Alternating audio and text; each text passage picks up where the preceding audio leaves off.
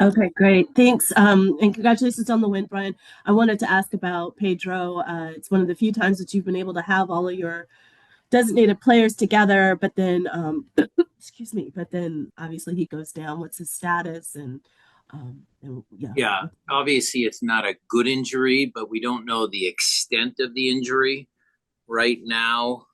We're just going to call it a right knee injury, and he will be back in Seattle. He's traveling back on a flight with us, so he's okay. He's okay to travel, which is positive. And then we'll get him an MRI, and we'll figure out exactly what it is, what we're dealing with. But look, I can't, I can't hide the fact that it wasn't a good injury. I just don't have any additional information until we actually get our doctors to take a look at him and get the X-rays and the MRIs and all the stuff that they do, all the diagnostics that they have to do. And was there Albert had mentioned seeing him when the players went into the locker room. Did you have to regroup, or what was kind of like messaging to the team at the half? Well, yes, I think it did.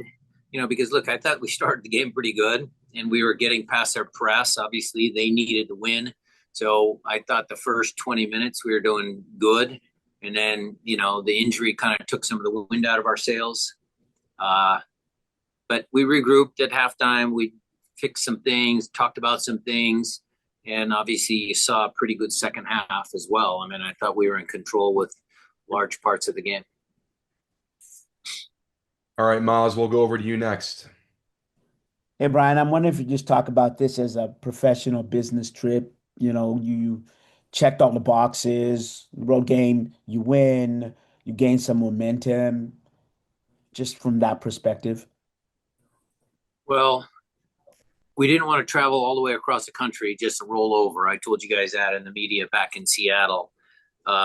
And I can do a lot of, coach speak and all that sort of stuff. But what I would tell you, Maz, is the one, maybe not the one, the only, but the main reason why we were able to win this game is because in the DNA of the Seattle Sounders is overcoming adversity, figuring out ways how to, win games, figuring out ways how to be better than your opponent. I mean, that was a classic gutty performance. We had to overcome injuries, guys coming back. You talk about Danny Leva having a strong performance, Joe Paulo trying to gut it out. He had a sore calf. I didn't even tell you guys that. Jonathan Bell consistently comes on the field and does a good job. Masasi at the end, Reed, they all played their part. All the subs did a great job. But that whole group of players, when they play with that type of determination, those smarts, and, I told you guys, nobody wants to play us in the playoffs. I'm telling you that. Thanks. Jeremiah, over to you. You mentioned the late goal there. You guys have given up some leads late in games. You've had some result-changing goals that you've given up late in games.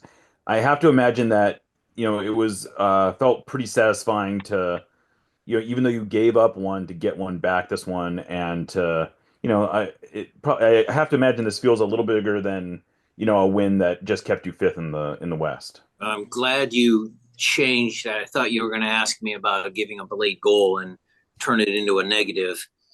It's another calling card of our team, never quit. There's the other one. A lot of teams would have been happy, satisfied with a draw. No, that's not the way we operate. That's not who we are. The guys knew in the second half we were better. The goal we gave up, we should have, rushed the free kick a little bit. They came down, okay, knew who, a deflection, but they never quit. And they always try and win.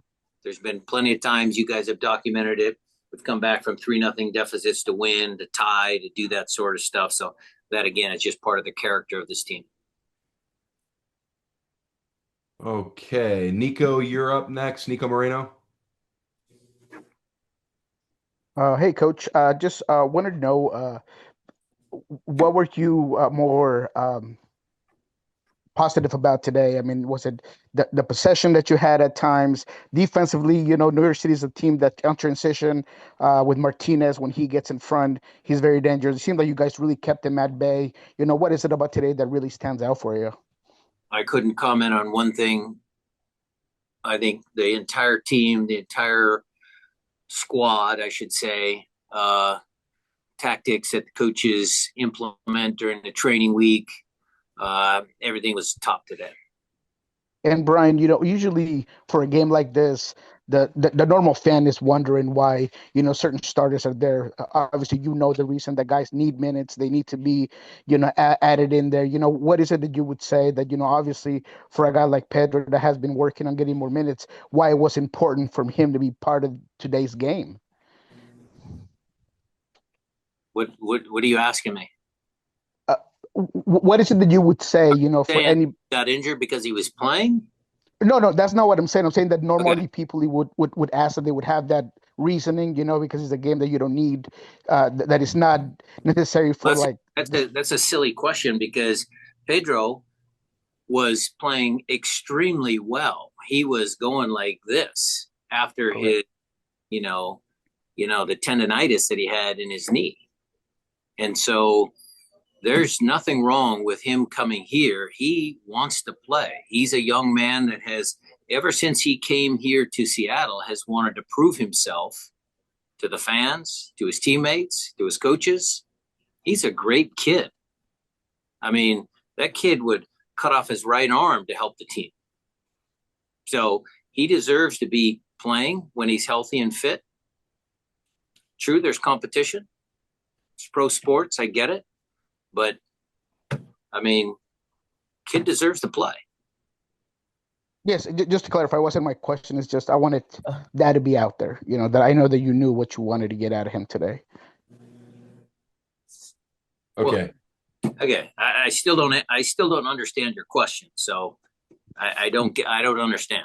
He's out there because he's one of our better players, and he deserves to be out there. Okay, let's go over to Felipe Makeda next. Felipe, go ahead, please. Thank you, Alex. Coach Brian, today is the last game of the regular season. How can you summarize this first phase of the tournament? And if you're going to take, the next phase of the tournament as a brand new, and what would the mindset for the team will be to? Well, no game is meaningless. No game is meaningless. I don't know what you don't listen to me or not. No game is meaningless.